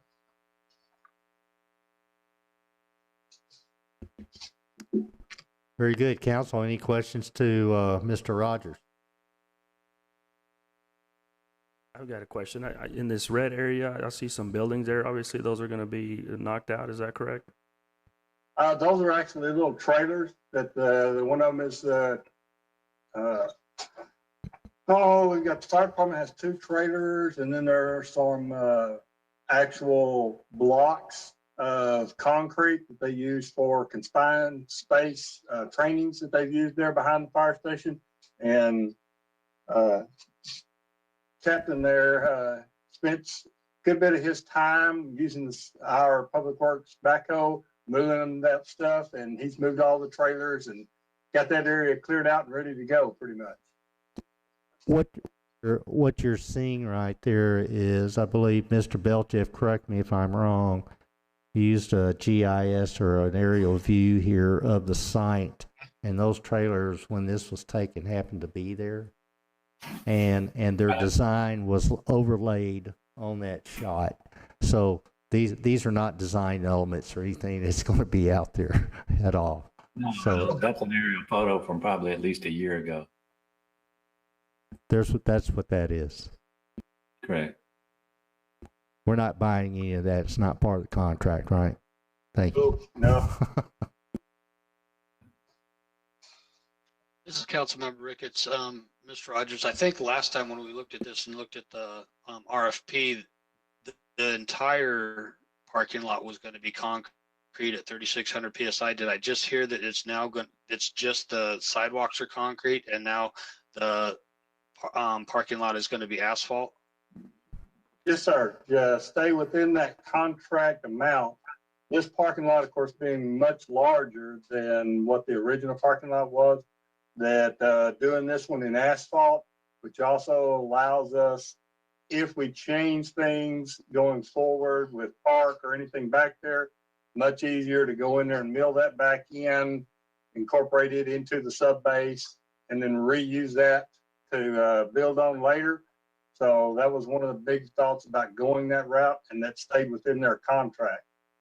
Let me make a point of clarification here. This is an interim plan. This is not the permanent solution. If you recall, Councilmember Ricketts, on the north side of the fire station is where we had the concrete parking lot, and that was going to be a parking lot. But that particular design did not take into account to flood, or channels that were required. And by the time the future expansion that had already been in plans for the fire station was not taken into account for. So there was a lot of issues that were ferreted out with that, and it couldn't be built that way. So to get them something useful in a short time frame and meet the need today and for the next year or two to come is the council agreed to this interim plan, and that's what you're looking at. And that's why it's done in, using some of the sub base that we got in that stockpile and doing it in asphalt. It is an interim plan that the council has agreed to in the past. But what we've experienced is to accomplish all of that, there is now that $96,000, somewhere in that neighborhood, is what that concrete parking lot to the north of the fire station was budgeted for. That was the money for that. But do this other parking lot and build that sidewalk, but it's a much bigger parking lot as well, is the request for these additional funds. And I'd like to add that it still comes in under budget for our $188,000 that was allotted. So I like this new plan. I think it looks good, and I think it gives more parking and then provides that concrete sidewalk to the building, so I'm in favor.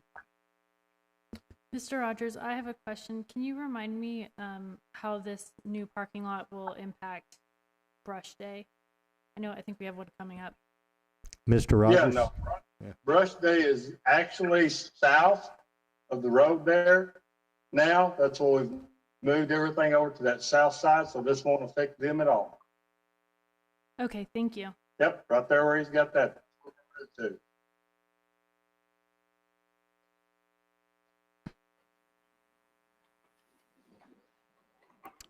Okay, council, unless if you have no more discussion items, it's to you.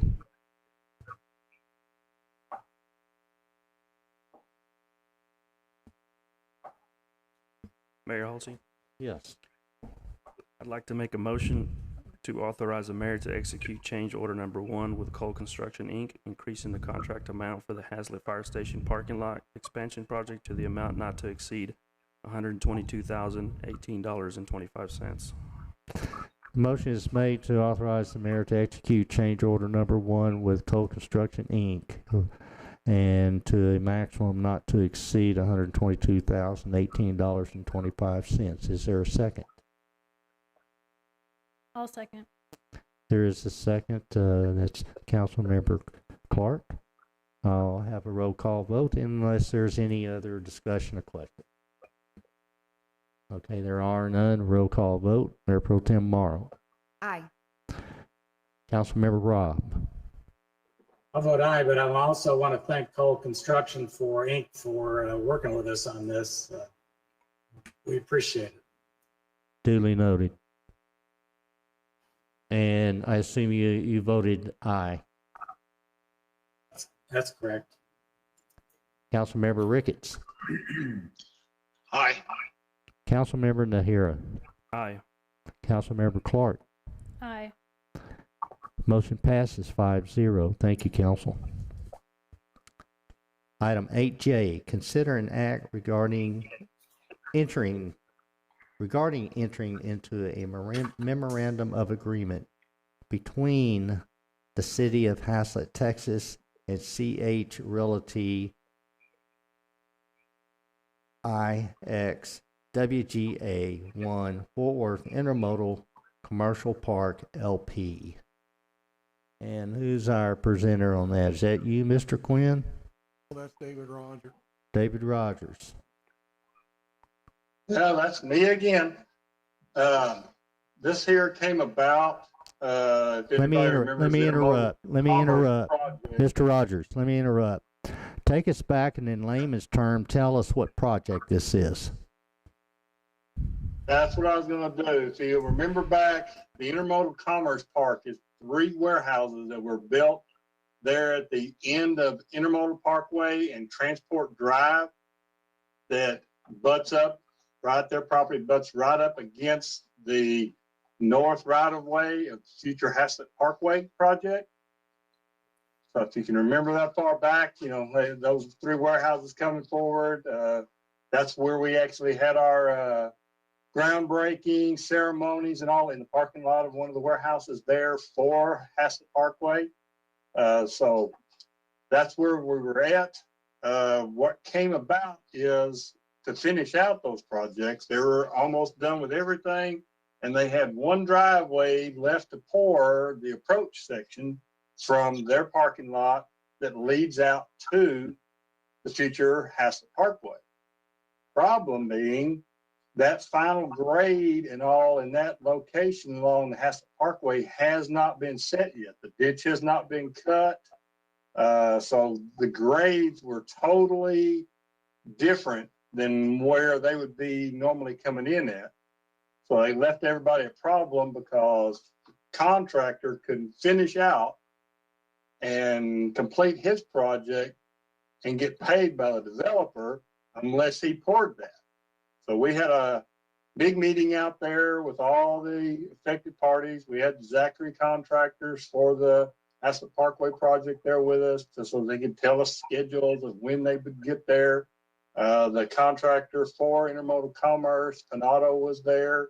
Weber, which is the developer, they were out there. We went through all the possible scenarios, and none of them were great because they could go in there. They had what would be final grade. They could cut it down to final grade, go in there and throw their driveway approach in there, but then that would be in the way for Zachary to come through and put their ditch and their final work. So they would end up tearing out what was brand spanking new concrete. So between all of the parties, we came to a deal where Weber would request that Finado refund the portion of their contract for that little section of driveway approach there in yellow back to Weber. And that would take that out of Finado's contract. That way they could close out, final document, and get out from under their contract and move on. And then Weber would take that $11,000, enter this memorandum of agreement, hand us that check. We would then escrow that money, waiting for when Zachary finally gets their final grade and everything set. Zachary will add this drive approach to their part of the project. So from Weber's standpoint, they really like it. They'll get an actual better driveway because it will have to be built to TxDOT standards, which means a full 8 inches of concrete instead of 6 inches of concrete. So better job for them, but we will end up having to use that $11,000 to pay Zachary for the additional work that they will be doing that wasn't originally planned. So that's kind of, trying to do it kind of quick and fast, but that's where we are today. So at the end of the day, this solves a problem. Yes. We don't have to go in there, put in a nice, pretty new driveway, turn right around and have it tore right back out, and actually probably spend more money because then Zachary's going to have to charge more on the contract for hauling off concrete and getting rid of it rather than right now they've got it rough graded for, just dirt. And the people they would charge be the city of Haslet? That would be a portion, the way the contract works on this project, that would be an additional cost to us. And this recommendation here for this memorandum agreement saves us some monies here.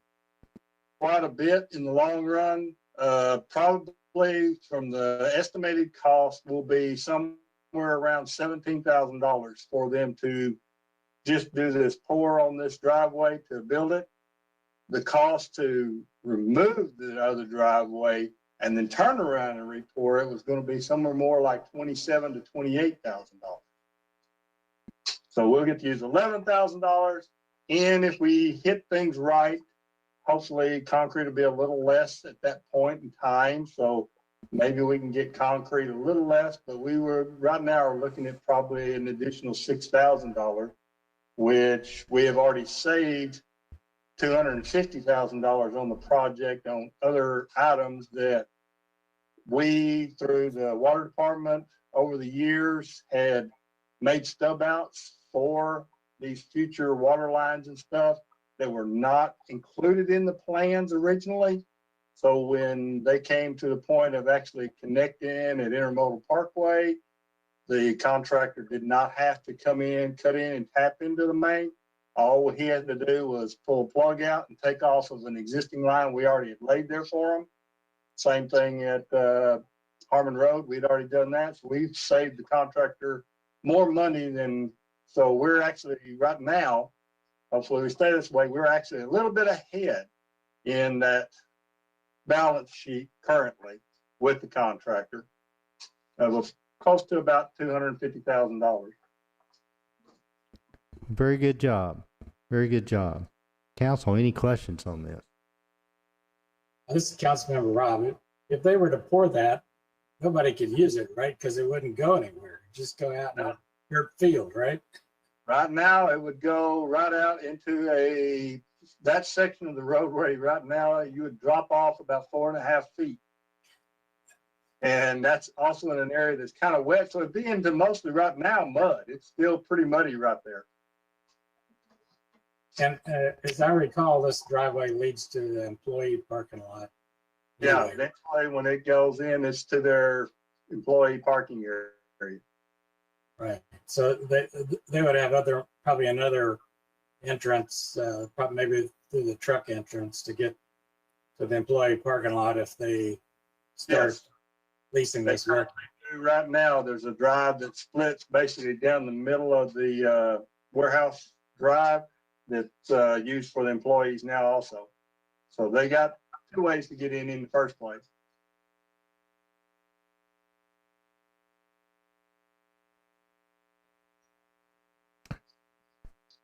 Councilman Rob, you'd like to make a motion?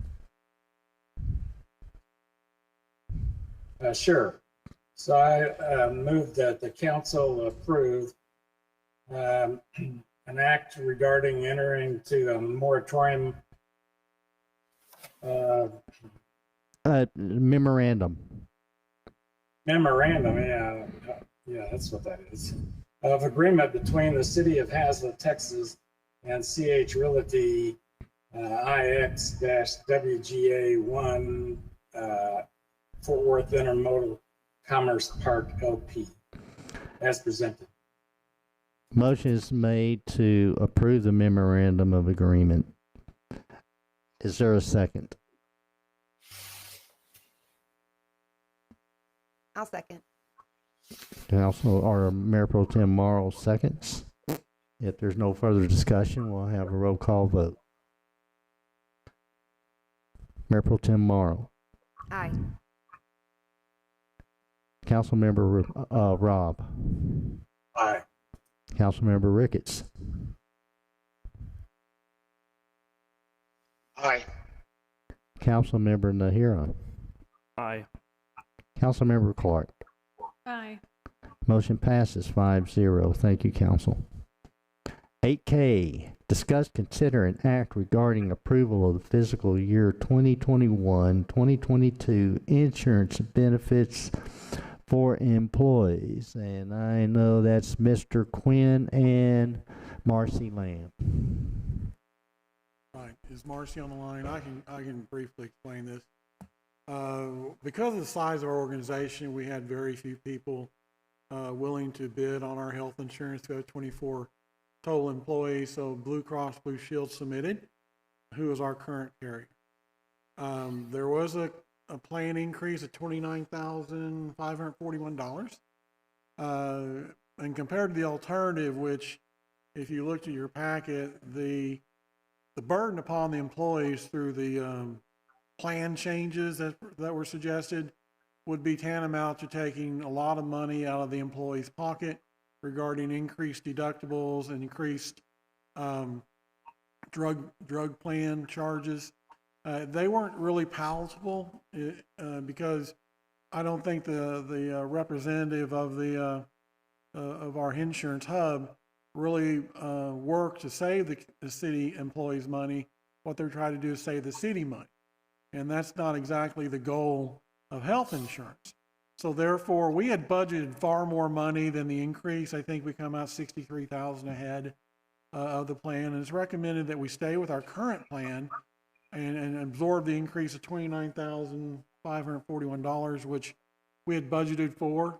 And because that we've already included the benefits plan, the new employees, and we have two positions are no longer being filled, we have more than ample money to underwrite the plan increase. That's what's being recommended. Marcy, you have anything to add?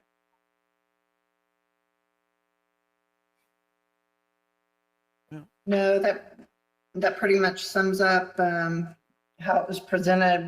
When Hub joined us last year as our benefits broker, one of the things we set out for them as a goal was to try to get the costs for particularly family coverage for our employees down. And one of the things that seemed to be most important for us, a lot of our employees just honestly cannot afford to insure their family and dependents. And we were trying to find something that was more affordable. And through working with Hub, as well as our previous broker, just appears that because we are such a small group, we only have right now 24 active employees, that it's hard to get many companies to bid on our insurance benefits. And we found that again this year. Basically, the companies that we were already using were the ones that, submitted the best quotes for us, but it still was not accomplishing the goal, of trying to make things affordable for our employees.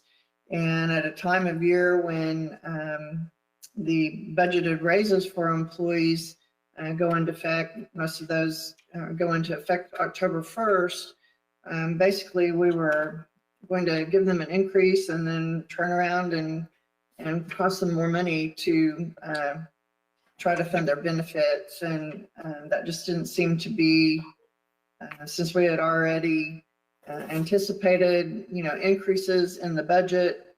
And as Mr. Quinn said, we are have eliminated 2 positions. It just seemed that we might take another year and subsidize this cost increase and not put the burden on the employees. I'd like to make mention is that last week, Marcy and Jim presented this to me, and when I reviewed it and studied it for a while, we met again, and one of the things that I did is taking their best scenario, which was, the minimum cost to the employee. It wiped out that merit raise we just gave them. In fact, it was more than double that merit raise that we gave them. So it made absolutely no sense. And so I'm fully on board that we cover this cost increase, and that what it does, I say cost increase, let's just stay with the old plan that we have. It was by far better and friendlier to everybody involved.